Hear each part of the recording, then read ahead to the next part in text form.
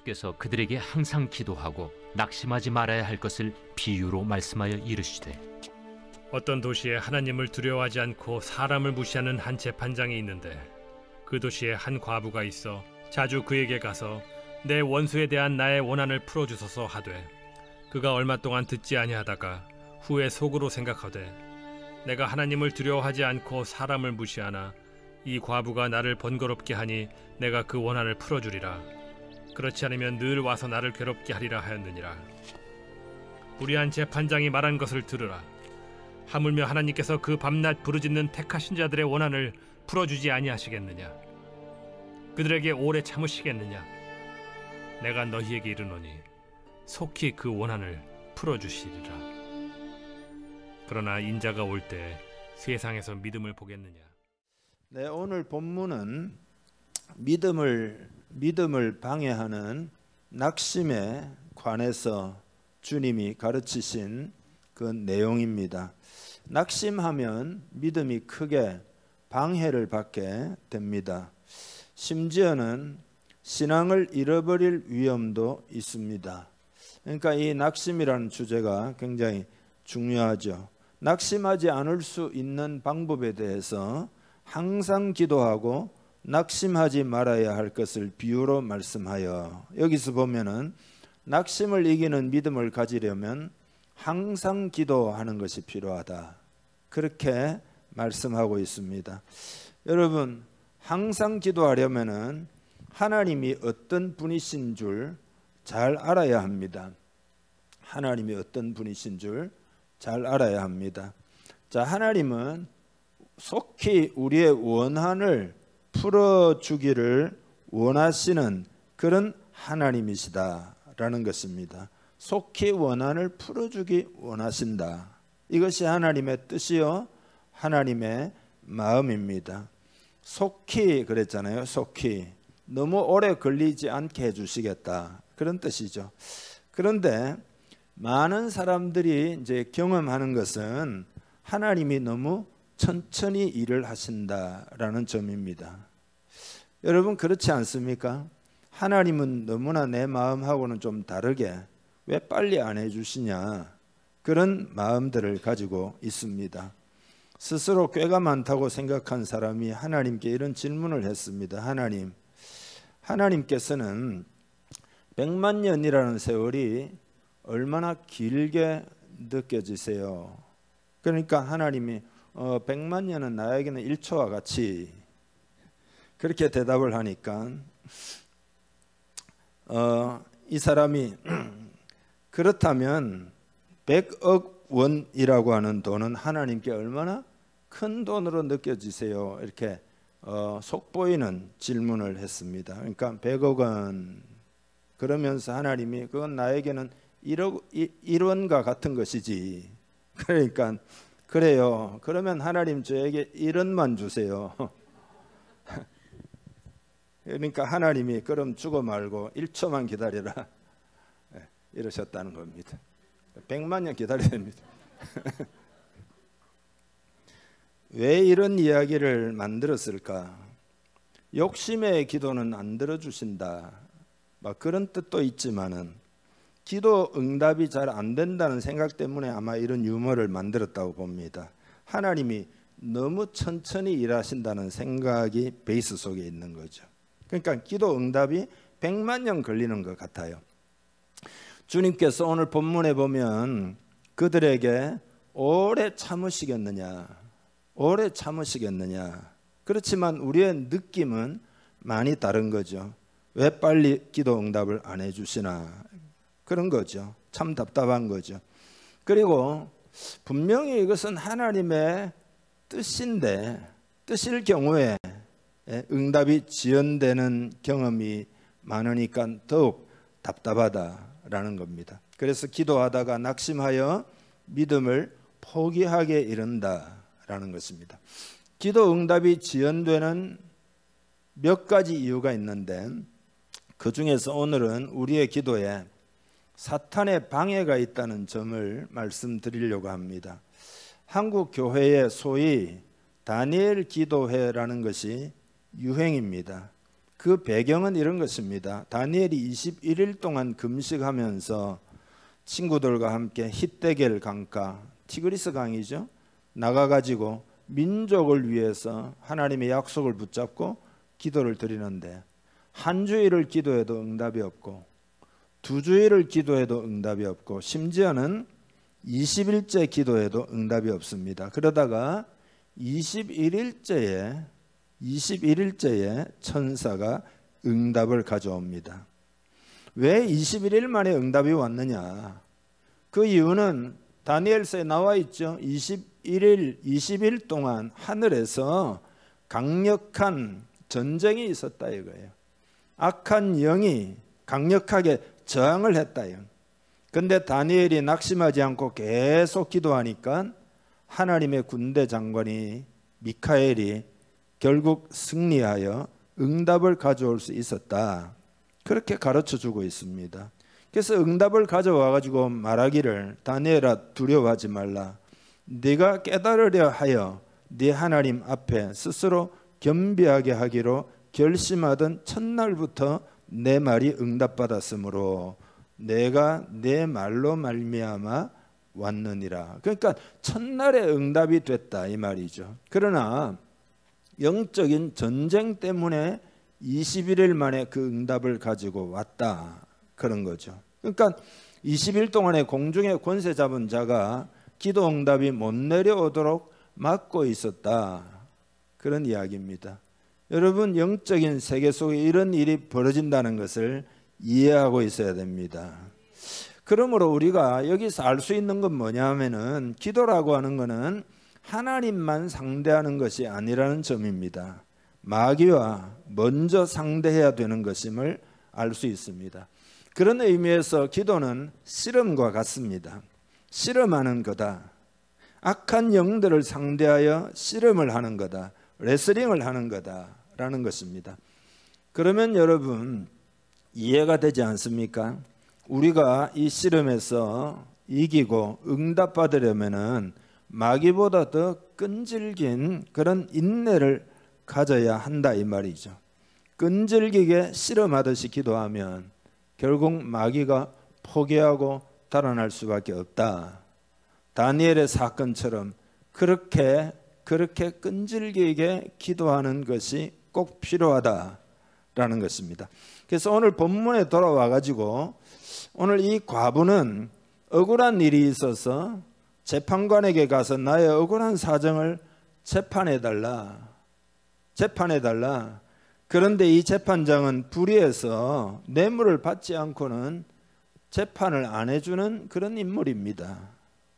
과부는 뭐 힘도 없고 능력도 없고 백도 없으니까 들어줄 리가 있겠습니까? 아무리 부르짖어도 응답을 안 합니다. 그래서 봄이 되어도 여름이 가고 가을이 되어도 응답을 안 해줍니다. 못 들은 채 합니다. 그러나 이 과부는 그 집 앞에서 진을 치고 앉아가지고 계속해서 부르짖어 탄원을 하는 거죠. 그러는 중에 이 재판관이 속으로 생각하기를 이 과부가 나를 너무 번거롭게 하니 도저히 안 되겠다. 계속 저렇게 할 텐데 괴로워서 내가 못 살겠다 하여 들어주었다는 거예요. 그러니까 여러분 보세요. 존경해서 들어주었다는 이야기가 아니에요. 불쌍해서 들어주었다는 이야기가 아니에요.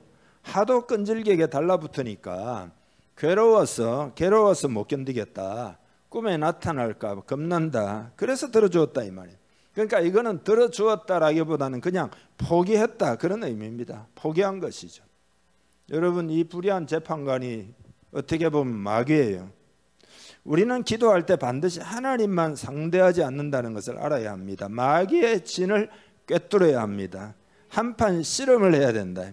그래서 주님은 우리가 끈질긴 기도를 통하여 승리하기를 응원하신다 이 말이죠.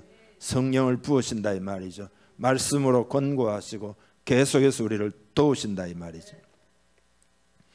그리고 이 비유를 말씀하시면서 중요한 말씀을 하십니다. 그러나 인자가 올 때에 세상에서 믿음을 보겠느냐.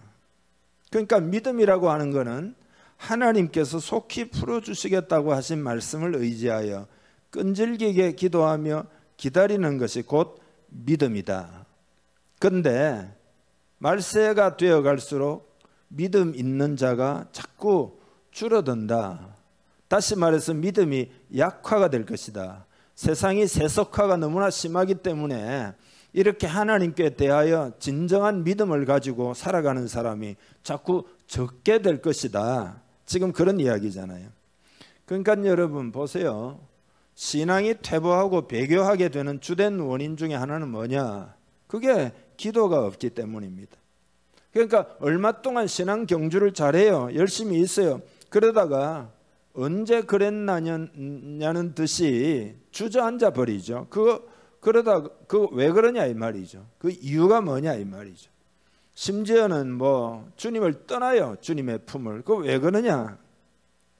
성경에 보면은 사도 바울과 동행하던 데마가 세상을 향하여 돌아갔다. 이 누구에게나 일어날 수 있는 일인데 이게 왜 그러냐? 오늘 본문에 보면 기도를 소홀하기 때문이다. 신앙이 퇴보하는 사람들에게 공통적으로 드러나는 특징이 뭐냐? 기도를 소홀히 하는 거다. 기도 없이 신앙생활을 해요. 기도 없이 예를 들면 결혼을 해요. 기도 없이 여행을 떠나요. 기도 없이 이사를 해요. 기도 없이 친구를 사귀어요. 기도 없이 사업을 해요. 기도 없이 대충 하루를 시작하고 기도 없이 대충 하루를 마무리 짓는 거죠. 많은 그리스도인들이 이렇게 해서 영적인 내리막길로 자꾸 내려가는 거죠. 그러고는 신앙을 잃어버리는 거죠. 신앙이라고 하는 건 딴 거 없어요. 하나님과 우리와의 인격적 관계이기 때문에 기도하지 않는다, 대화하지 않는다, 잘 만나지 않는다. 이거 뭡니까? 여러분 아무리 친한 사람도 만나지 않으면은 그 다음에는 다 기억에서 사라지게 되고 정도 멀어지게 되고 믿음을 잃을 수밖에 없다 그 말이죠. 베드로조차도 깨어 기도하라는 주님의 말씀을 귀담아 듣지 않고 기도 부지런히 안 하죠. 졸기만 하죠. 그렇게 맹놓고 있다가 시험이 찾아오자 주님을 배반하는 지경에 이르고 말았다 이 말이죠. 그러니까 신앙이 퇴보하지 않으려면 기도해야 합니다. 기도하는 신앙 되기를 축복합니다. 여러분 오늘 우리 시대는 믿음이 없으면 이 견디지 못하는 시대예요. 점점 더 그런 시대가 돼갑니다. 믿음이 견고하고 믿음이 확실하고 인격적으로 하나님과 교통하고 불같은 성령의 역사가 없고 그러면은 이 시대는 견디기가 점점 더 어려워집니다. 앞으로 다가오는 시대가 그러하다는 것을 여러분 이해해야 합니다. 깨어 있어야 됩니다. 천기는 분별할 줄 알면서도 그리고 영적인 이 시대에 대해서는 너희가 분별하지 못하느냐. 이 시대를 분별해야 합니다. 살아있는 믿음이 되게 해야 합니다. 그렇지 않으면 세파에 못 견딘다 이 말이죠. 점점 어려워진다 이 말. 위험한 시대다 이 말이죠. 여러분 그러면 믿음이라는 게 뭐냐? 믿음은 바라는 것들의 실상이요 보지 못하는 것들의 증거니 그랬잖아요. 한국 속담에 계란으로 바위를 친다 그런 말이 있죠. 여러분 이 말은 절망적인 상황에 처한 이를 보고 도저히 성공 못한다. 이건 마치 계란으로 바위 치는 것과 같아. 그런 이야기죠. 그런데 어떤 분이 믿음이 뭡니까? 이런 질문을 받았어요. 답이 이랬어요. 답을 이렇게 이제 질문 형식으로 제가 계란으로 바위를 치면 어떻게 됩니까? 그러니까 계란이 깨지지요. 그러니까 이 사람이 하는 이야기가 천만에요. 바위가 깨집니다. 그렇게 말을 했어요. 그러니까 말이 안 된다 그랬더니 하는 말이 그게 믿음입니다. 계란으로 바위를 치면 계란이 깨진다는 것은 이성적이고 과학적이고 경험적인 것입니다. 그렇다면 계란으로 바위를 치면 바위가 깨지는 것은 기적입니다. 믿음이라고 하는 것은 그런 기적을 믿는 것입니다. 그랬어요. 여러분 일리가 있죠. 믿음이란 계란으로 바위를 계속 치는 것이 바로 믿음이다. 옆 사람에게 한번 가르쳐 좀 드리겠습니다. 믿음이란 계란으로 바위를 쳐서 깨트리는 거다. 좀 가르쳐 주겠습니다.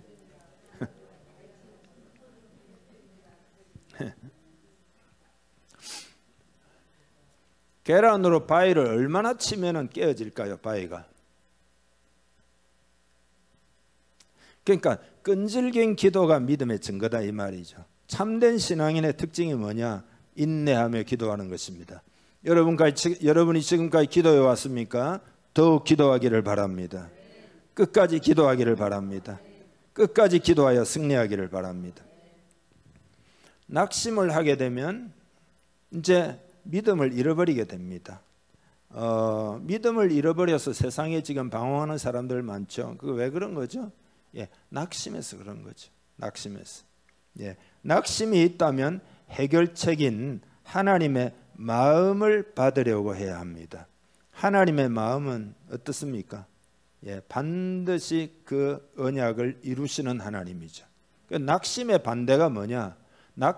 심이라는 말은 마음이잖아요. 마음. 그러니까 하나님의 마음이죠. 낙심의 반대말은 뭐라고요? 하나님의 마음이죠. 택하신 자들의 원한을 풀어주기 원하시는 그 하나님의 마음을 받으려고 해야 된다. 택하신 자들 그랬잖아요. 하나님은 택하신 자들을 너무나 귀하게 여기십니다. 여러분을 귀하게 여기신다 이 말이죠. 여러분의 기도를 들어주기를 원하신다 그 말이죠. 그 하나님의 마음을 받는 데까지 믿음이 자라야 된다. 이것이 오늘 본문을 통하여 하나님이 여러분에게 하시고 싶은 말씀입니다. 성경에 보면 끈기 있는 믿음으로 응답받은 내용들이 많죠.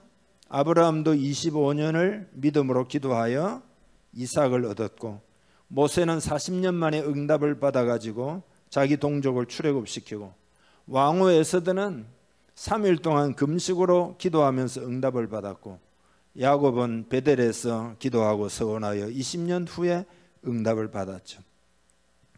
D.L. 무디가 너무 사역이 힘들고 어려운 과정을 많이 겪다 보니까 너무 몸이 힘들잖아요. 조용히 스코틀랜드로 휴가를 떠났습니다.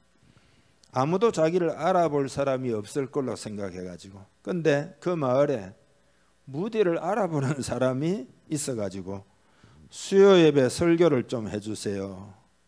그래서 할 수 없이 설교를 하는데 마을에 많은 사람들이 은혜를 받았습니다. 무디가 생각하기를 여기서도 쉬지 못하겠구나. 다른 도시로 가야 되겠다. 좀 쉬어야 되겠는데, 그렇게 생각하는데 연락을 받습니다. 무디 목사님, 저희가 어제 수요일 집회에 참석해서 큰 은혜를 받았습니다. 무디 목사님이 그렇지만 오셨음에도 불구하고 그거 잘 모르고 설교를 못 들은 사람들이 무디 목사님 여기 계시다는 이야기를 듣고는 다 기도를 합니다. 무디 목사님 이렇게 부흥회를 좀 해달라고 간절히 기도하고요. 그래서 할 수 없어 집회를 하게 됩니다. 첫날 집회가 끝날 즈음에 많은 사람들이 주님 앞에 나와서 결신하고 헌신하고, 그래서 집회를 또 하는데 또 많은 사람들이 주님 앞에 나와서 결신하고 헌신하고, 그래서 예정 시간보다 더 해가지고 예정에도 없던 주일날까지 연속 집회를 계속 너무나 막 은혜를 받고 역사에는 계속 집회를 해버리고 말았어요. 온 마을에 축제가 벌어지고 교회가 말할 수 없는 감사와 감격에 붙잡히게 되고 막 성령이 역사하시고, 근데 정작 무디가 깊은 상념에 빠져 있는 거예요. 옆에 있던 지역 목회자가 무디에게 묻습니다. 아니 그 무슨 걱정이라도 있으시냐고. 표정이 심각하셨어요. 그러니까 무디가 하는 이야기가 이상해서 그럽니다. 지금까지 내가 집회를 할 때는 반드시 기도 준비를 많이 하고 와서 그렇게 설교를 하고 부흥에 오는데, 여기는 휴가차 와가지고 기도도 없고 기도의 준비도 없이 설교에 임했는데도 큰 성령의 역사가 일어나니까 너무 이상해서 그럽니다. 그 말을 듣던 목회자가 이렇게 말을 합니다. 기도라고요? 그렇다면 그 이유를 알 것 같습니다. 우리 교회에 18년 된 전신불수의 성도가 한 명 있는데, 이분이 하루 종일 누워서 자기 사명을 기도의 사명이다 이렇게 생각하는 사람이 기도를 합니다. 10년 전에 당신이 영국 옥스포드에 와가지고 대학생들에게 복음을 전할 때 무수한 대학생들이 회개하고 복음을 믿고 주께로 돌아왔다는 이야기를 듣고는 이 사람이 자리에 누운 채로 10년간 무디 목사님이 우리 마을, 작은 마을로 오셔서 말씀을 전하게 해주시고 이 마을에도 부흥이 일어나게 해주세요, 하루같이 기도했다는 겁니다. 그러니까 무디가 좀 놀라면서 그렇지요, 심지 않고 거둠이 없고 기도 없이 부흥은 없지요 하면서 그를 한번 만나러 가봅시다. 근데 방에 들어가자마자 무디가 깜짝 놀랐다는 겁니다. 왜냐하면은 그 누워있는 그 방에 하나님의 영광이 가득 차 있었다라고 무디가 영적으로 감지를 하게 됩니다. 낙심치 않고 기도한 결과 그 기도가 응답이 되어 그 마을에 부흥이 온 거죠. 끈기 있는 기도의 결과였던 거죠. 여러분, 항상 기도하는 가운데 하나님을 더 알아가야 합니다. 하나님을 더 알아가기를 주님의 이름 축복합니다. 하나님 아는 방법이 뭐예요? 하나님 아는 제일 중요한 방법이 기도잖아요. 여러분이 하나님에 관해서 뭐 책을 많이 읽는다고 하나님을 많이 알게 됩니까? 하나님을 직접 만나야 되죠. 만나야 되죠. 그러면 큰 믿음이 생기게 됩니다. 영향력 있는 사람은 한 번만 만나도 영향을 받거든요. 하물며 하나님이겠습니까? 네. 믿음이 당연히 생기죠. 큰 믿음이 생기면 낙심을 이기고 끈질기게 기도하여 열매를 복음하는 거죠. 그러니까 기도 안 해본 사람은 한 2분 정도 하고 기도를 아마 못할 거예요. 뭐 건강 주시고 사업 잘 되게 해주시고 뭐 도와주시고 가족 지켜주시고 그러면 한 2분이면 끝난다. 그러나 그렇게라도 기도하다가 보면은 자꾸 이 인격적 교제이기 때문에 관계가 발전하게 됩니다. 그래서 믿음이 자라면 결국은 어떻게 되느냐? 그 믿음의 통로를 통하여 하나님의 축복이 우리에게 풀어지는 줄 믿습니다. 하나님의 은혜가 우리에게 풀어진다 이 말이죠. 백부장도 그 믿음의 기도를 통하여 축복이 그 가정에 풀어져 가지고 그 하인이 중풍병에서 노임을 받았다. 그건 예수님이 내 믿음이 크도다 그랬잖아요. 그 믿음이 그냥 생긴 믿음이 아니에요, 여러분. 두 맹인에게도 치유가 풀어졌잖아요. 그때도 너희 믿음대로 되라 그랬잖아요. 수로보니게 여인에도 악한 영으로부터 그 딸이 해방되는 축복이 풀어졌다. 그때도 내 믿음이 크도다 이 말이죠. 반면에 믿음이 없어 받지 못하는 자들을 꾸짖었죠. 마태복음 17장에 보면은요, 한 사람이 간질에 시달리는 자기 아들을 제자들에게 데려왔는데 제자들이 능히 고치지 못해가지고 한탄을 하고 있는데 예수님이 뭐라고 하셨는가? 믿음이 없고 패역한 세대여, 이렇게 탄식하시고는 그 다음에 제자들을 따로 가르칠 때 왜 우리는 못했습니까? 믿음이 적은 까닭이다. 믿음이 적은 까닭이다 그랬다 이 말이죠. 낙심을 이기는 믿음으로 기도해야 되는데 기도하면 내적인 삶도 변화되고 외적인 환경에도 큰 축복이 임하게 된다 이 말이죠. 그래서 하나님의 약속에는 항상 조건이 따라 붙습니다. 이게 성경 구절 세 구절을 우리 보겠는데요. 신명기 4장 29절 읽습니다. 그러나 내가 거기서 내 하나님 여호와를 찾게 되리니 만일 마음을 다하고 뜻을 다하여 그를 찾으면 만나리라. 조건이 붙었죠. 만일 마음을 다하고 뜻을 다하여 그를 찾으면 만나리라. 역대하 7장 14절 읽습니다. 내 이름으로 일컫는 내 백성이 그들의 악한 길에서 떠나 스스로 낮추고 기도하여 내 얼굴을 찾으면 내가 하늘에서 듣고 그들의 죄를 사하고 그들의 땅을 고칠지라. 이게 다 조건적이죠.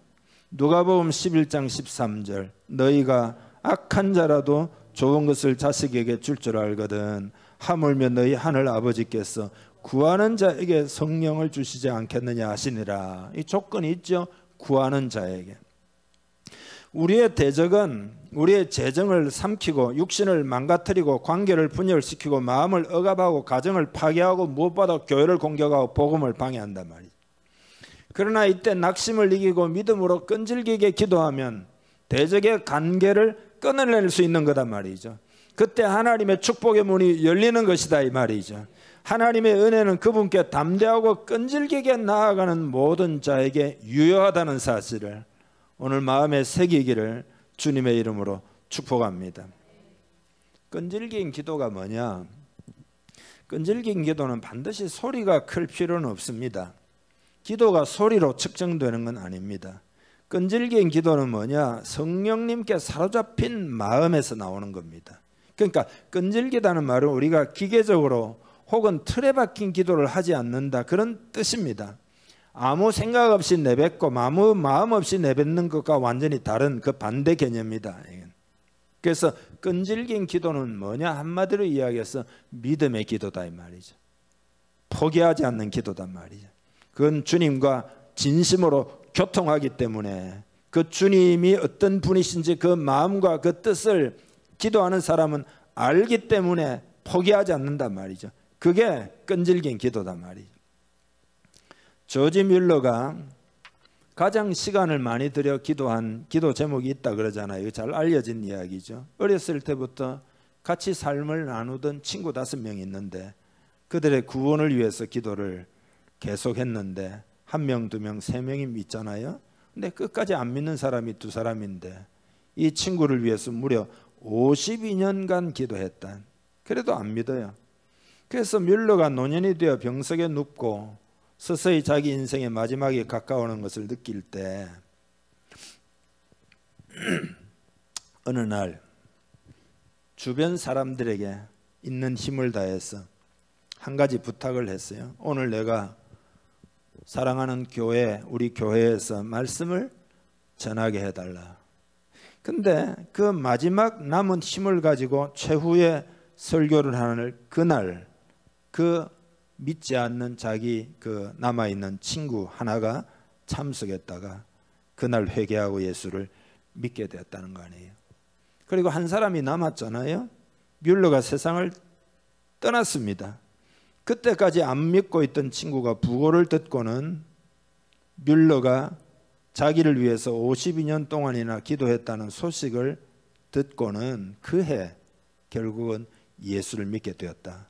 그래서 이 사람이 예수를 믿을 뿐만 아니라 순회 전도자가 되어가지고 간증도 하고 하는데 늘 하는 이야기가 뮬러 목사의 기도는 다 응답되었습니다. 그리고 저는 그 최후의 응답입니다. 당신들의 모든 기도도 다 응답됩니다. 그랬다는 거네. 그러니까 5만 번 기도 응답을 받은 조지 뮬러의 기도를 연구한 학자들이 그의 기도에는 6가지 원칙이 있었다. 그 중에 제가 하나님의 약속 말씀을 붙들고 기도하는 건 그전에 이야기했죠. 또 하나는 뭐냐 하면은 하나님을 신뢰하고 기다리는 끈기라는 원칙이 있었다. 끈기 있게 기도하고 기다렸다. 그러니까 조지 뮬러가 그냥 쉽게 기도 응답을 받았기 때문에 5만 번 받은 게 아니라 이 말이죠. 그리고 조지 뮬러가 기도해서 뭐 다 응답받았다 그런 것도 아니었어요. 다만 그의 기도에는 끈기가 있었다. 낙심을 이기고 계속 기도했다. 어떤 사람은 의욕이 떨어지거나 피곤하면 기도에 효과가 없을 것이라고 추측하고 아이고 피곤해서 안 된다 기도를 멈추는데 피곤하고 우울한 상태로 기도해도 기도는 효과가 있습니다. 왜냐하면 나의 기도가 아니라 기도를 받으시는 하나님이 피곤치 않으시기 때문입니다. 그래서 우리 교회는 부흥을 위해서 나아가고 기도하는 것이기 때문에 낙심하기가 굉장히 쉽습니다. 이건 부흥이라고 하는 건 역사적으로 보면은 결코 쉬운 게 아닙니다. 이 부흥을 위한 기도는 낙심하기가 쉽습니다. 그렇지만 여러분 이 시대를 살리는 길은 부흥밖에 없다는 것을 깨달아야 합니다. 제가 이제 여름 수련회 때 경건주의와 대각성 운동에 대해서 여러분과 나누면서 오늘 이 시대에 적용을 해보자 한 이유가 바로 이 부분입니다. 왜냐하면 그 부흥기에 어떤 일이 일어났는가를 이렇게 쭉 살펴보아야 되고 우리 시대에 적용을 해보아야 되는데 시대를 살리는 것은 여러분 부흥밖에 없어요. 그러니까 이 부분이 여러분에게 정말로 와닿아야 합니다. 오늘 이 시대가 대단히 어려운 시대일 뿐만 아니라 상당히 이제 더욱 어려운 시대로 달려가고 있다는 것을 여러분 인지하고 넉놓고 있으면 절대 안 됩니다. 우리 다음 세대에 믿음의 유산을 꼭 물려주어야 합니다. 제가 이 시대의 상황에 대해서는 기회가 나면 말씀드리겠습니다만은 여러분이 생각하는 것보다 대단히 어렵다는 것을 꼭 기억하고, 다만 오늘 특별히 기억할 것은 부흥밖에 없다는 것을 기억해요. 부흥이 뭡니까? 부흥. 다시 살린다 이 말이잖아요. 죽음을 향해서 가고 있는 것을 다시 살리는 것은 부흥밖에 없습니다. 근데 이 부흥에 오려면 어떻게 해야 되느냐? 낙심을 이기는 믿음이 있어야 되고, 그리고 그 믿음으로 끈질기게 기도하는 기도가 있어야 한다라는 것입니다. 존 맥스웰 목사는 그가 지은 책 생각의 법칙이라는 책이 있습니다. 내용에 이런 게 있습니다. 생각을 바꾸면 믿음이 달라진다. 믿음이 달라지면 기대가 달라진다. 기대가 달라지면 태도가 달라진다. 태도가 달라지면 행동이 달라진다. 그래서 어떤 행동을 바꾸려고 시도하기 전에 먼저 여러분의 마음을 바꾸라, 이런 내용이 있습니다. 오늘 이 메시지를 통해서 여러분의 마음을 바꿀 수 있기를 바랍니다. 기도를 했지만 응답이 더디잖아요. 더 기도해봤자 무슨 소용이 있겠느냐, 이런 회의주의와 낙심이 우리들에게 찾아온다 이 말이죠. 그러나 우리의 기도 생활에 이런 낙심을 반드시 이겨내고, 다시 말해서 우리 마음에, 오늘 이 말씀이 마음에 심겨지고 성령님이 도와주시고 역사하셔서 그렇게 참된 믿음, 낙심을 이기는 믿음이 우리 속에 있을 때 우리는 응답을 받게 되는 것입니다. 낙심을 그대로 가지고 있으면 기도하지 않게 되고 뒤로 물러나게 되고 그냥 어떻게 되겠지 이렇게 수동적으로 변하게 되고, 그러면 어떻게 되느냐? 영적으로 죽고 마음도 죽고 육체도 죽고 생활도 죽는다 이 말이죠. 그러나 아무리 열악한 환경 가운데서도 주님의 약속을 붙들고 주님이 함께 하신다는 믿음, 그리고 하나님의 나라에 대한 소망을 가진 사람들은 결국은 어떻게 되느냐? 어려움을 헤치고 결국은 살아남게 되고 승리하게 되고 부흥을 경험하게 된다 이 말이죠.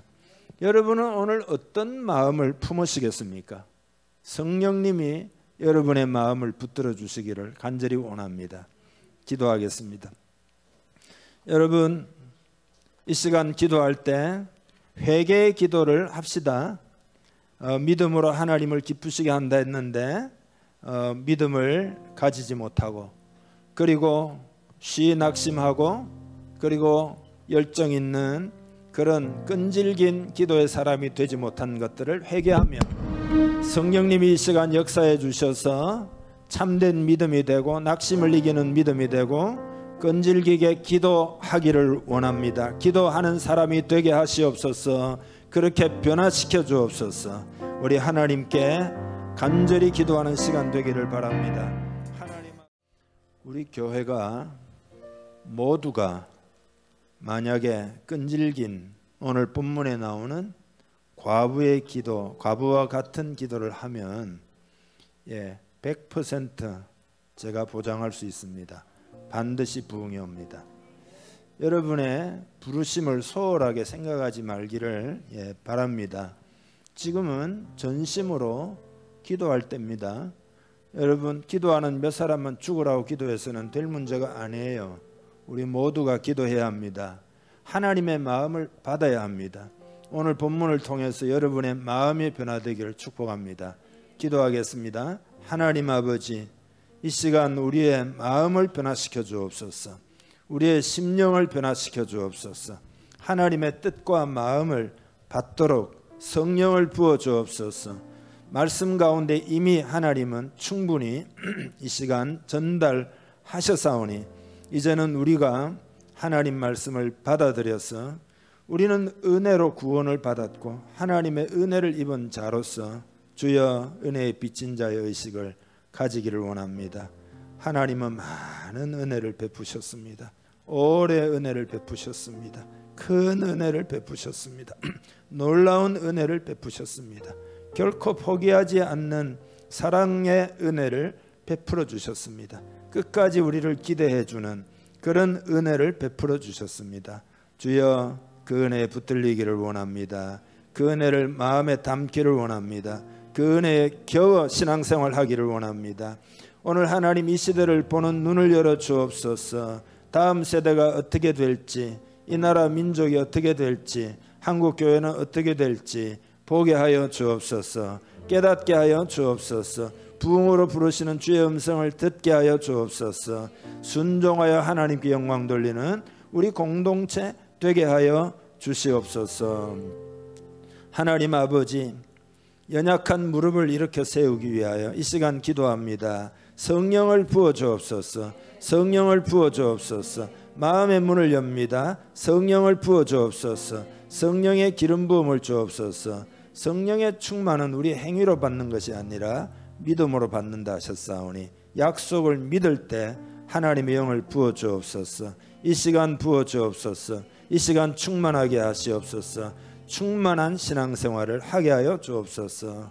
회개와 돌이킴이 있기를 기도합니다. 주여, 돌이키게 하시옵소서. 회개의 영을 부어 주옵소서. 깨닫고 새로워지게 해 주옵소서. 새로워지기로 결단하게 해 주옵소서. 내 마음이 확정되고 확정됐사오니 믿음의 눈을 들어 주를 바라봅니다. 이 찬양이 진심의 찬양이 되기를 원합니다. 참된 찬양이 되기를 원합니다. 하나님께 상달되는 찬양이 되기를 원합니다. 그렇게 찬양할 때 주의 나라가 이미 임했다 하셨사오니 주님의 나라 이곳에 이루어지기를 간절히 원합니다. 깨어있는 우리 모두 되도록 역사하여 주심을 감사합니다. 하나님께 맡깁니다. 오늘 말씀 순종하여 전진합니다. 지금부터 순종합니다. 주여, 은혜를 부어 주시옵소서. 끈기 있는 믿음의 사람이 다 되게 하여 주시옵소서. 축복하고 예수님의 이름으로 기도하옵나이다. 아멘.